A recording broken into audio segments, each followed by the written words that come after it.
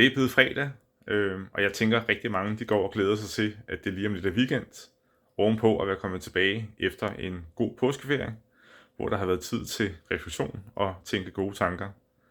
Jeg går også rigtig meget og tænker over tilværelsen, tænker over, hvad det vil sige at være arkitekt, tænker over, hvad det egentlig er, vi byder ind med. Fordi det, jeg hører rigtig meget, det er, at det handler om byggetilladelse, det handler om byggeriet, det handler om finde håndværkere, det handler om prisen, det handler om alt det, der foregår lige her nu. Men jeg tænker også, det som arkitekten sådan set byder ind med, det er ikke kun at tænke på at få det her til at gå op lige her nu.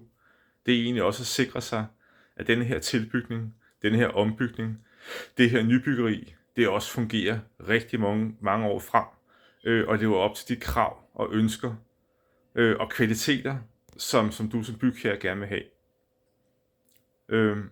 Hvorfor budskabet til dig i dag, det er, at står du overfor og skal i gang, jamen så vil jeg opfordre dig til, at du ringer til mig, og vi simpelthen tager en snak om, hvad der kan lade sig gøre, og hvordan vi kan gribe det an.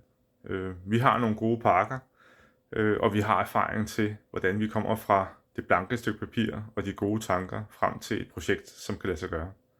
Vi tales ved. God weekend.